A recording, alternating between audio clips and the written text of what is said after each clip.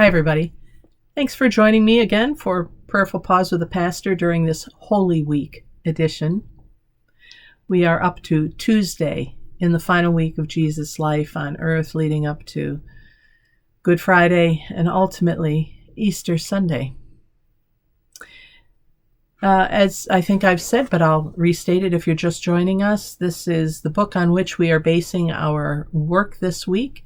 Borg and Crossan's book on the last week of Jesus, and what they do is to look at the gospel according to Mark and how he recounts Holy Week. That's important because, for instance, John's Holy Week is totally different. That could be the study for another year comparison of the two. But right now we're focused on Mark.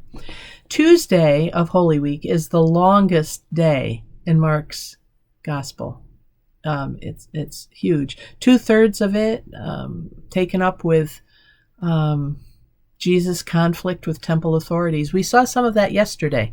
The other third, by the way, is the destruction of the temple that he predicts as coming. But back to this conflict with the temple authorities. We saw it begin yesterday with his overturning of the tables and so on. Today, there are several incidents, and I'm just going to run through a quick list. Enters the temple, the authorities challenge his authority to be doing what he's doing. Then there's a parable of the vineyard owner and the wicked and greedy tenants who kill off the owner's son. And then there's people who want to know if it's lawful to pay taxes to the Roman Empire. And then the next incident involves the Sadducees and wanted to know if somebody was widowed and married again, who would they be married to in heaven? And then there's a scribe's question about which commandment is the most important of all. And then Jesus goes on to explain that the Messiah will not be a warrior like David, which they were all expecting, and moves on to criticize the priestly class. And then he leaves the temple with his disciples and comments on how, these stones will be thrown down. There is a lot crammed into Tuesday. And remember, there were 2 million people in Jerusalem for celebrating the Passover at the temple. So there were huge crowds. This would have gotten him a lot of airplay, we would say today, a lot of attention. But one of the ones that I want to call our attention to today is where he is asked, if to whom we should pay taxes. And you may remember that he was asked that by one of the temple authorities, who again was trying to trip him up and discredit him before all these people. What we tend to not know in the 21st century is that the coin of the realm used by Rome had an engraving of Caesar on it. And that coinage could not be used in the temple by devout Jews because that was seen as a graven image going back to the 10 Commandments. So they didn't allow that. Instead, they had their own monetary system at the temple, which is why you had the money changers to change from the Roman coinage into temple coinage. And that this was required. And Jesus would have known that. And of course, he's back the next day after having upset everything the day before. I'm sure people were looking at him going, whoa, what's going to happen today? And one of the temple leaders trying to trip him up in some way because he had pretty much discredited the authority of the temple the day before. Today, he's really doing that. One thing after another in those incidents that I read to you, he's really smacking them down, saying, you're not doing this, you're not doing that. So when they ask him, to whom do we pay taxes, to God or to Caesar? And he said, well, show me a coin. And doesn't one of the temple leaders take out a coin from his pocket, it says, and Jesus says, whose image is on it? And he said, Caesar. Boom, right there.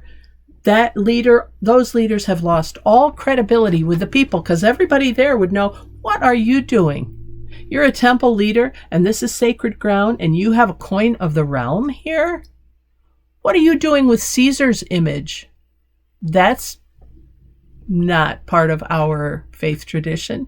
That does not belong in here. That is sacrilegious to the temple. Jesus could have said nothing after that and still won the argument big time as far as the people gathered were concerned. But Mark goes on to say then, that this reveals the presence of this reveals the collaboration between the temple leadership and Rome. And so then Jesus says, well, render unto Caesar what is Caesar's, render unto God what is God's. It's kind of silly because throughout his tenure, Jesus has been teaching that everything belongs to God. So, how do you render unto Caesar something that is not God's? Well, that can't happen. But the point he's making that is striking and often lost by the reader is that this is another case where the temple leadership has betrayed the people and betrayed God. So, as we apply that to our lives, I always wrestle with owning things that I know belong to God, and the most striking is land. And how land has been used throughout the Bible as a sign of power and prestige, but also it should be taken as a holy thing, right? When we started out in Genesis, everyone was nomadic, and now not so. What does it mean to be a landowner today, to own your home, or to own land where there is no home? Why do we do that? It's a challenge for me. We live in a society where ownership is important, I guess. Although, if you look at other political systems, communism where it's communal ownership, yeah, but is it really? You've got the oligarchs. I mean, just humanity in general around the globe seems to have kind of a skewed sense of what belongs to humanity and what belongs to God. My invitation to us today is to think about our own lives and the things that we own or lay claim to. And if it's not a home, if we are renting, what about the furniture and the stuff that's in the house? What is it that we spend our money on? Does that align with our values? Jesus is inviting us during this week. First, it was to choose which way we're going to interpret life. Are we going to be in the imperial end or the grassroots countercultural end? Clearly, he is saying on Monday, we all need to choose the countercultural end. And then today, he's taking it a step farther and saying, so where do we buy into the corruption that comes with this bridge between the secular world and the sacred world, when it's really all sacred? Where are we not quite aligned in our thinking? To use my Starbucks image that I come back to so frequently, we may think that the most important thing to us is having time to journal, to be creative. We want that, and yet we will set that time aside to make our daily trip to Starbucks. So are our actions really aligning with our values? Today's invitation is to take a look at your life again. Are your values aligning with how you really live your life? And if not, what do you want to do to change it? Or is it a matter of saying, I thought I really valued this, but maybe I don't. It appears that I don't. I better rethink this.